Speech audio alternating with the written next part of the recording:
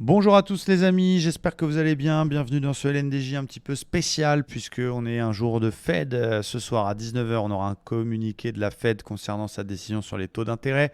Il y aura également le discours très attendu de Jérôme Powell à 19 h 30 concernant un peu la décision de la Fed et puis surtout le programme des prochaines hausses. On est dans un scénario avec une hausse des taux de la Fed de 0,75% qui est très très très probable, qui arriverait donc à 4%. Voilà, c'est ce que le marché privilégie, 85% de probabilité. Il peut surprendre et monter que 0,50, mais c'est moins anticipé par le marché. Par contre, le marché a bien rebondi ces derniers jours parce qu'ils anticipent un ton peut-être un peu plus accommodant, un peu plus colombe, comme on le dit, un peu plus dovish. C'est ce qui va être très surveillé. Est-ce qu'il va continuer un rythme très soutenu? Est-ce qu'il sera plutôt sur une hausse de 0,50 pour les deux prochaines réunions, ce que le marché anticipe? On a eu des bons chiffres vendredi des prix à la consommation qui laissent penser qu'on est peut-être sur un pic et que justement la Fed et son travail commencent à porter leurs fruits. Bon voilà, on ne va pas jouer la Fed. Il y a plusieurs scénarios. Le scénario numéro 1, c'est une hausse de 0,75, puis un ton un peu plus accommodant, un peu plus dovish, avec peut-être plutôt 0,50 sur les deux prochaines hausses pour amener les taux à l'objectif de la Fed, mais doucement réduire un petit peu tout ça. Et donc un marché qui saluera le discours positif de Powell, même s'il a déjà anticipé.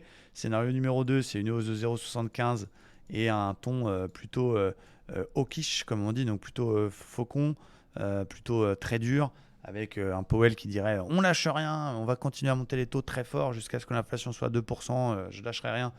Et là, du coup, le marché pourrait reperdre un petit peu ce qu'il a gagné, ce qu'il a anticipé.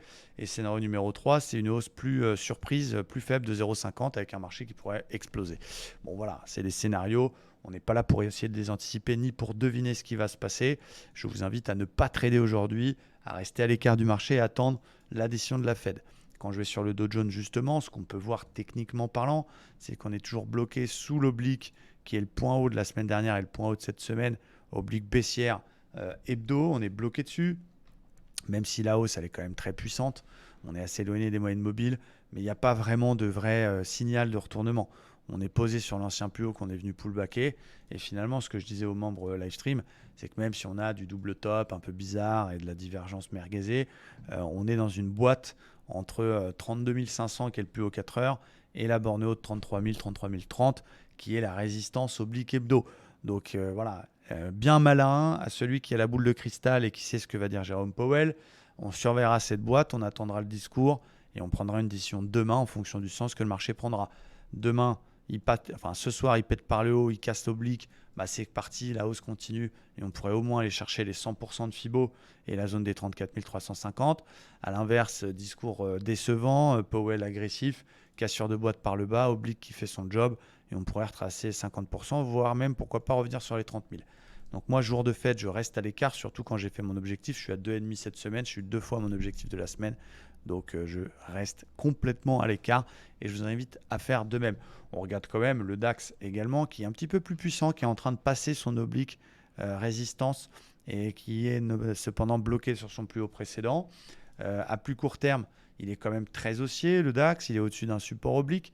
Il bloque dans cette zone 4 heures et il fait un plus haut, plus bas avec un possible double top qui serait validé si on pète par le bas les 13 300, 320. Mais pour l'instant, il tient son support. Il est venu chercher sa moyenne mobile 51 heures et il y avait peut-être un petit achat un petit peu joueur à faire sur le plus bas précédent, le plus bas d'hier, sur le support qui pouvait se tenter.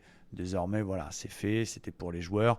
Je vous invite encore une fois, jour de Fed, à rester complètement à l'écart et à ne pas anticiper ce que va dire la Fed. Je sais que ce n'est pas évident, mais avant d'apprendre à faire, il faut apprendre à ne pas faire, à savoir ne pas trader. Et jour de Fed, on observe. Merci à tous, restez prudents et à demain. Ciao!